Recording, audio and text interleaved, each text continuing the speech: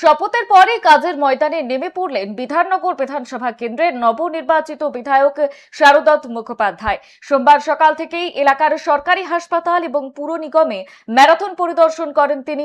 প্রথমে বিধাননগরের মাতৃসদন হাসপাতাল এবং পরে বিধাননগর মহকুমা হাসপাতালে গিয়ে পরিকাঠামো এবং চিকিৎসা সংক্রান্ত ব্যবস্থা নিয়ে সুপার এবং চিকিৎসকদের সঙ্গে কথা বলেন তিনি। এরপর তিনি সরাসরি চলে যান বিধাননগর কর্পোরেশনে। সেখানে মেয়র এবং পুর প্রতিনিধি এবং শীর্ষ আধিকারিকদের সঙ্গে বৈঠক করেন তিনি।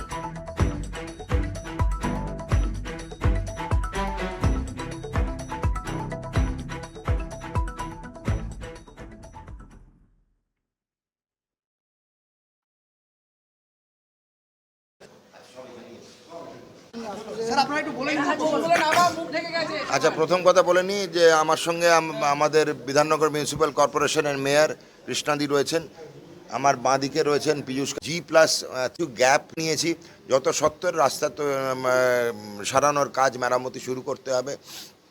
পীযূষ কানুরিয়া সাহেব তুলে ধরেছেন ড্রেনেজ অবস্থা এবং কিছু জায়গায় বেদখল হয়ে রয়েছে রাস্তা 16 ফুট 8 ফুটের পীযূষদার বিধাননগর ক্ষেত্রে। আমাদের বিধাননগর ক্ষেত্রে মেন হচ্ছে আমার রাস্তার বেহাল অবস্থা, সিওয়ারেজ ড্রেনেজ সিস্টেম, পার্কিং স্লটের বৈধতা, কোনো অবৈধতা আছে কি না খতিয়ে দেখা, বিল্ডিং প্ল্যান যেগুলো দেওয়া আছে তাতে ফ্ল্যাট সিস্টেমে বাড়ি উঠছে, যদিও G+3 বলা হচ্ছে, কিন্তু তাতে প্রত্যেকটা তলায় যদি 2টো কি 3টে করে ফ্ল্যাট করে ফেলে তাহলে পরিবারবর্গ কিন্তু সংখ্যায় বেড়ে যাবে।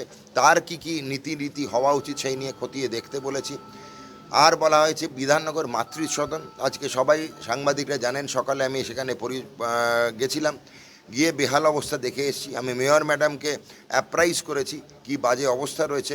মেয়র ম্যাডাম এটা অতটা অবগত ছিলেন না, পদক্ষেপ নেবেন বলেছেন, কিন্তু আমার বিশ্বাস বিধাননগর মাতৃসদন এত সুন্দর পরিকাঠামো আছে, পরিষেবা দেওয়ার যে উপযুক্ত জায়গায় নেই, সেগুলো খতিয়ে দেখার জন্য ম্যাডামকে বলেছি। এইটুকুই আমাদের সম্মিলিত সাক্ষাৎকার। আমার মনে হয় অনিতা ম্যাডাম